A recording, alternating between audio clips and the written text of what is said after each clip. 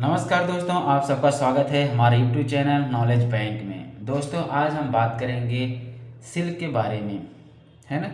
Silk के दो topic पे हम बात करेंगे। फर्स्ट है सिल्क को कैसे पहचाने और दूसरा हमारा टॉपिक है कि सिल्क को एमएम में कैसे बदलें। कभी कभी क्या होता है, आप देखे होंगे दोस्तों कि सिल्क एमएम में आता है ना। 16 mm और 28 mm, 15 mm, 18 mm, है ना, इस तरह का आता है। तो ये mm क्या होता है, वो कैसे ये जीएसएम से mm में कैसे बदलें, है ना, क्योंकि इसका mm में बदलने के लिए जीएसएम की हमें ज़रूरत पड़ती है। और पहले दोस्तों हम बता दें आपको कि सिल्क को कैसे पहचानें ताकि आप कभी धोखा ना खाएं। कभी कभी क्या होता है कि उसमें बहुत सारे वो होते हैं कि मतलब विस्कोस भी मिला देते हैं, तो आदमी कंफ्यूज जाते हैं, यार ये कैसे हो गया, मैं तो सिल्क लिया था और ये इसमें विस्कोस कैसे आ गया। और कभी कभी बहुत लोग को देखो जो बारीक चीज़ें होती है ना, तो उसको सिल्क बोल देते हैं, अरे यार सिल्क है ना।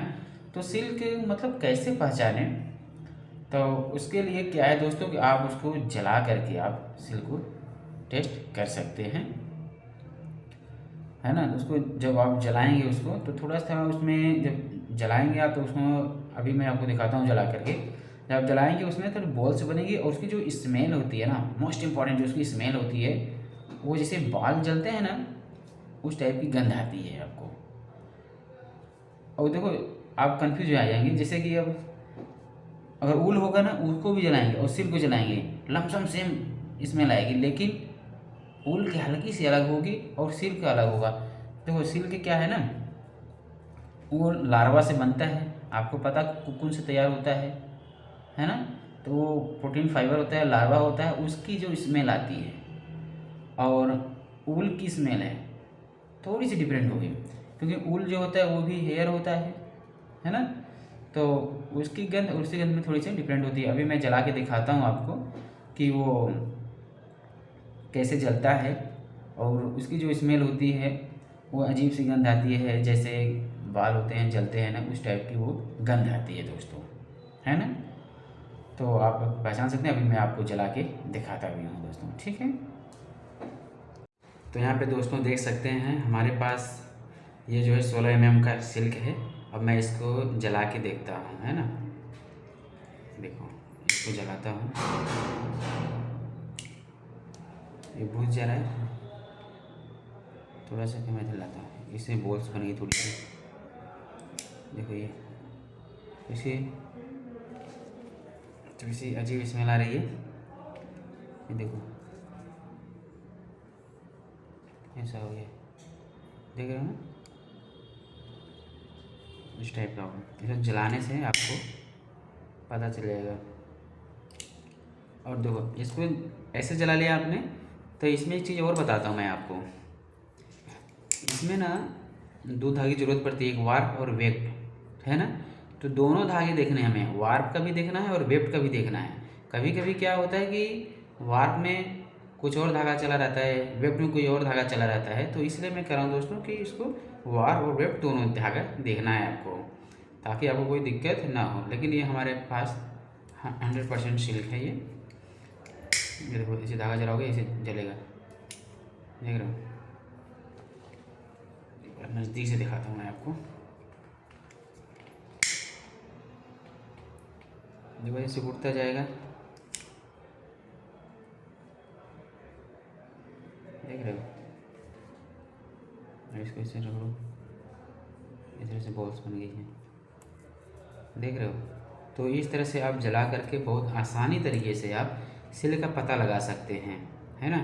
और वार वेब जरूर देखना, ठीक है, तब आपको समझ में आएगा। और ये जो सिल्क है ना, मतलब बहुत ही एक तरह से बता सकते कि वातानुकूलित होता है, बहुत मक्खन मुलायम होता है, और ये वातानुकूलित होता है, ठंडी में गर्म और गर्मियों में ठंडा महसूस दिलाता है ना। एक बार और जला देता हूँ, देख लीजिए। तो जैसा दोस्तों आपने देखा कि अभी मैंने बर्निंग टेस्ट किया था, तो आपको जला के दिखाया था वो। तो ये मेरा फर्स्ट टॉपिक था। अब मैं आते हैं दूसरे टॉपिक पर। दूसरा टॉपिक क्या है दोस्तों कि हमें जो हमारा सिल्क फैब्रिक होता है उसको एमएम में कैसे कन्वर्ट करें, है ना। एमएम में कन्वर्ट करने के लिए हमें जीएसएम की ज़रूरत पड़ेगी, है ना। तब मैं बताऊं दोस्तों कि 1 mm जो होता है हमारा, 1 mm जो होता है वो होता है 4.430 ग्राम प्रति वर्ग मीटर, है ना। ये होता है फार्मूला। तो मान लीजिए कि जैसे मैंने एक जीएसएम पंच किया, उसका जीएसएम आया, उस फैब्रिक का जीएसएम आया कितना, 70 जीएसएम। उस फैब्रिक का जीएसएम आया 70। तो हमें क्या करना है, 70 भागा 4.340 से भाग कर देना है। तो हमारा उसको सॉल्व करेंगे, इसमें 16.12 mm आएगा दोस्तों आपका। तो इस तरीके से दोस्तों आप mm निकाल सकते हैं फैब्रिक का, बहुत ही आसान है। और बता दोस्तों ये मतलब mm तो मैंने बोला, अगर आप सर्च करेंगे तो मेमो आएगा लिख के। तो मेमो क्या है, जापानी शब्द है दोस्तों, ठीक है, जापानी शब्द है। तो अभी क्या है कि आप सीखिए इसको, ठीक है, और इसको सीखते रहिए और फिर धीरे धीरे आप इसके डीपली जाना, एमएम क्या होता है, मेमो क्या होता है और कैसे कैसे बनता है, कुकुन बनता है। इसमें बहुत सारी कहानियाँ हैं।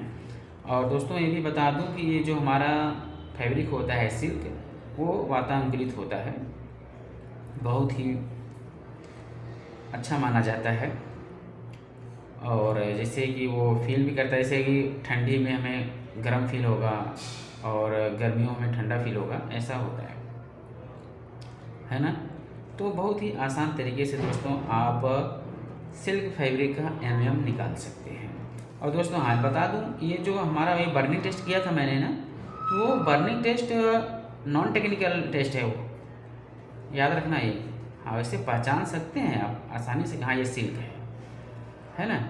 तो 2 चीज़ें हो गई आज, एक मतलब कि सिल्क को एमएम में कैसे बदलें, और 1 mm बराबर कितना हमारा ग्राम होता है, ये भी आपने जान लिया। और उसको पहचाना कैसे जाए, कि उसको जलाएंगे तो कैसे जलेगा, उसकी स्मेल कैसे आएगी। तो दोस्तों ये रहा हमारा आज का वीडियो सिल्क फैब्रिक के बारे में। तो अगर ये वीडियो आपको पसंद आया तो दोस्तों हमारे चैनल को जरूर सब्सक्राइब करिए। फिर मिलते हैं कुछ ऐसे ही वीडियो में, तब तक के लिए जय हिंद।